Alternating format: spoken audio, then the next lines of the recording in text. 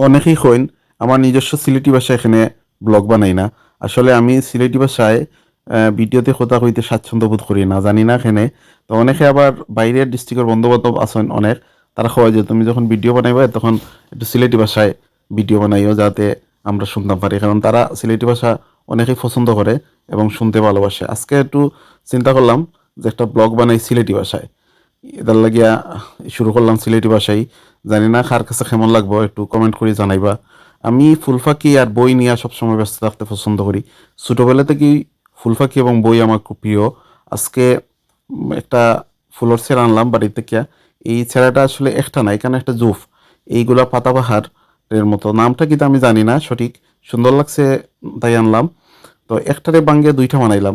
একটা দুইটা নাই, অনেকগুলোই বানানি সম্ভব, কারণ এখানে একটা একটা করলে অনেকগুলা টব লাগানি যাব। তো আমি চিন্তা করলাম দুইটাই লাগাই, সুন্দর হইব, ওদের লাগিয়া দুইটাই করলাম।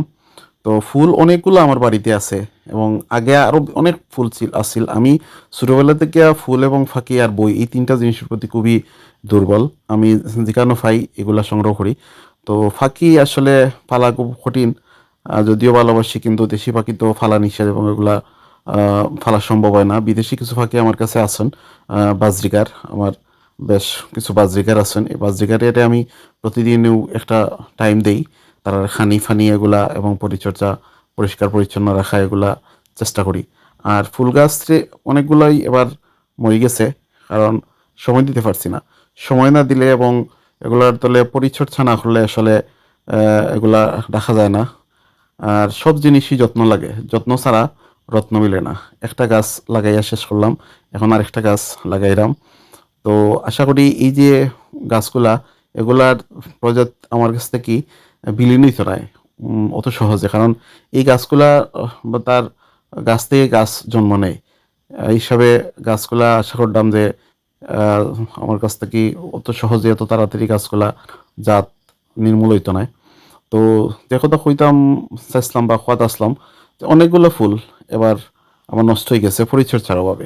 আর বিশেষ করে গ্রামের বাড়ি, অনেক সময় ছাগল বাড়িতে ইয়া ঢুকে যায়। তো বাড়িতে মানুষ কম থাকার কারণে একে দেখার মানুষ নাই। তো তারা ইয়া তারা ইচ্ছা মতো টপ থেকে ফুল গাছ খাইয়া নষ্ট করিয়া যায় গিয়া। এই ছাগল খুব দুষ্ট প্রজাতির একটা প্রাণী, তারা যেটা ধরে এইটা একবারে সাবার করিয়া ফেলায়। তো অনেকগুলো আমার টবও তারা ভাঙি লইছে, যে গাছ ধরিয়া যখন ঠান দেয় তখন টপটা ফরিয়া ভাঙি যায়। ইদানিং প্লাস্টিকের টপ শুরু করছি, যে ছাগলের বয়ে প্লাস্টিকের টপ হইলে সম্পর্কে আমার টপটা বাঁচব। আর তারা যন্ত্রণায় তো আর গাছ লাগানি বাদ দেওয়া সম্ভব হইতো না। দুইটা গাছ লাগিয়ে দিলাম, সুন্দর করে লাগাইলাম। আশা করছি যে গাছগুলা বাঁচবো, এবং যারা নিতা চাইবা বন্ধু বান্ধব, ইনশাল্লাহ আমার গাছগুলা যখন বড় হইব এবং ঝাড় দিব, এই গাছ থেকে আমি আর অনেক দিতে পারবো।